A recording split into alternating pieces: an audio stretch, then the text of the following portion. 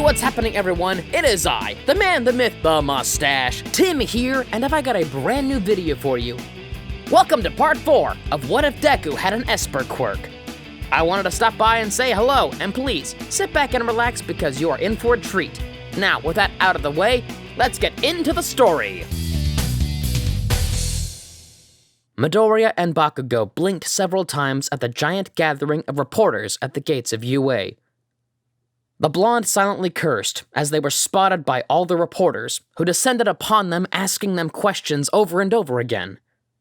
Already feeling his friend's anger, Midoriya used his quirk to gently create a path through the crowd before Bakugo violently forced his own path through the reporters.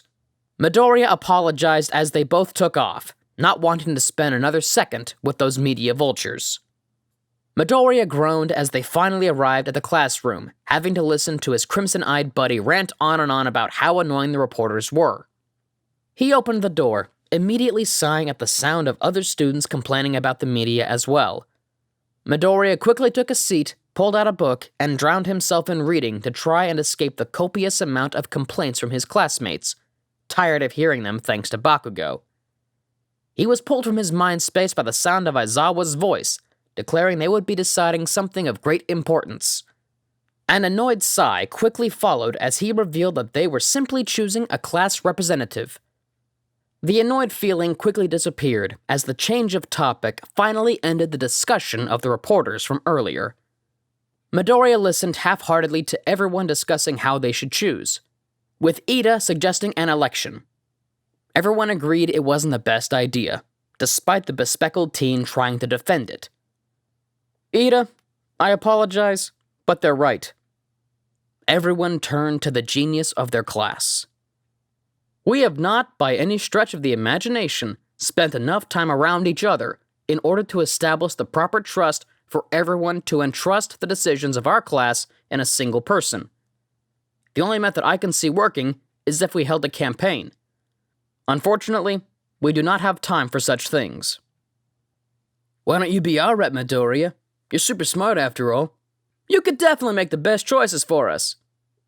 The Esper looked at Kaminari, thinking briefly about the benefits of the role.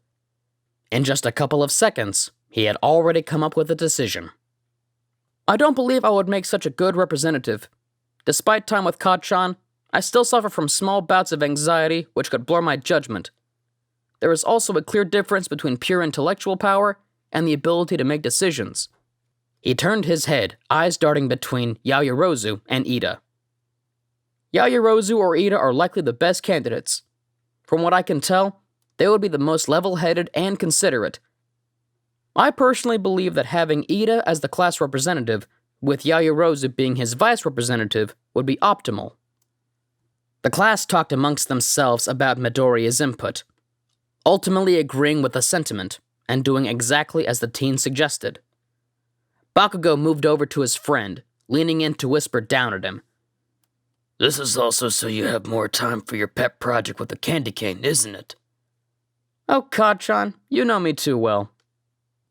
As lunch rolled around, Midoriya felt a very off feeling in the pit of his stomach. One similar to how he felt during his and Bakugo's encounter with the sludge villain. He whispered with his friend about the odd feeling, the blonde waving away his worries dismissively. It turns out that in doing so it was a mistake, as alarms and a robotic voice blared above their heads, announcing an alert. Someone had managed to infiltrate UA. Midoriya grunted as he was pushed and shoved along an overcrowded hallway filled with panicking students. He was nearly buried underneath the bodies of other students, anger building in him at the situation. His fury increased as he saw that if they just looked outside the window for a few moments, they would see that it was just the reporters again. Red-hot rage built inside of him, threatening to bubble to the surface as the air seemed to distort around him. The sound of a voice yelling distracted Midoriya from his anger. He glanced up, finally able to stand straight now that everyone had stopped moving. He sighed in relief as he saw Ida standing above the doorway and explaining the situation. All of the frenzy that was in the building leaked away as the students finally calmed down and began to disperse. Midoriya was quick to thank Ida, impressed by his quick decision-making. As they started towards their next class, Midoriya began thinking of how the media could have possibly made their way onto the school grounds. The security at UA was some of the best in the world. It just didn't make sense to him. A sentiment shared by the staff members currently investigating where the gate had been breached. They examined the remains of what appeared to be dust left behind by whatever had caused the opening. Whoever was behind it was no simple reporter. Midoriya was hoping that this day would turn out better than the last. His mood still somewhat spoiled by yesterday's occurrences. He was pleasantly surprised to find that they would be having rescue training on an off-campus site. Excitement filled everyone in the class as they ran to get ready, changing into their hero uniforms. Midoriya tightened the special goggles before resting them on his forehead, glad that Bakugo had not destroyed his costume with his stunt during the battle trial. He made his way to the bus waiting for Class 1A, frowning a bit as they began climbing in. The feeling he felt yesterday before the alarm formed once more. He shifted uncomfortably as the bus started moving. The feeling slowly started to grow. His uncomfort was quickly noticed by his classmates. Is there something wrong, Midoriya? Asui looked a bit concerned at her classmate's anxious appearance. You aren't looking too good. Maybe we should ask Mr. Aizawa to drop you back off at school. No, I don't feel sick. I have this feeling that something is going to happen when we get there. He bit his lip. I had a similar feeling appear just before the alarms went off yesterday. We'll just be careful then. It's probably that someone will be stupid and go and break something, Bakugo said, waving off his worries again. It probably has something to do with your quirk, but it probably isn't gonna be that serious. Kacchan, this happened before UA once, right before we got attacked by that sludge villain. He saw the blonde pause for a moment. I can feel it getting worse as we close in on the training facility. Something big is coming. Calm down, Brainiac. There'll be pro heroes there. We'll be fine. Bakugo huffed as he looked out the window, disguising his own worry at his best friend's warning. Midoriya's quirk was extremely unique and worked in a very special way. It made the hot-tempered boy wonder why he would be feeling it at this moment. He wasn't alone in his thoughts, as the other students shifted uncomfortably as well, watching as color seemed to leave Midoriya's face when the bus pulled to a stop. Aizawa saw Midoriya and pulled him aside to question why he looked so sick. Their teacher's eyes narrowed at the odd phenomenon, requesting the teen genius to stick close to him in case his instinct was correct. The class was happily met by 13, the Black Hole Hero, and the hero accompanying them as they trained in the Unforeseen Simulation Joint, or USJ. The class entered the building as they listened to a lecture from the pro hero about responsible quirk use and how dangerous they could be. Midoriya was far too busy to listen. The pit in his stomach sent chills down his spine as he anxiously looked around the facility. As they drew closer to the center, his body froze in place. Mr. Aizawa, we have to leave. Now! The hero looked down at the tense adolescent, who was clearly panicking. Something isn't right here. It feels worse than when that sludge villain attacked. So much worse. 13 turned to the emerald-eyed boy before giving a quizzical look to Aizawa, who also seemed somewhat tense. Everyone's attention was quickly diverted by lights in the USJ blinking and an odd sound coming from the direction of the fountain. A violet gas seemed to form from nothing, slowly stretching through the air until it nearly obscured the entirety of 1A's view. A figure seemed to materialize from the mist, slowly walking out of it. It was followed by a monstrous being that towered over it, followed by a sea of unknown people. Most of the class was simply confused, but Midoriya already knew what was happening. Aizawa! Those are villains, aren't they? You are correct. It seems that your hunch about something big going down here wasn't wrong. Aizawa locked eyes with his colleague. 13. Get the students out immediately and call for backup. The pro quickly ordered the students to start running to the exits.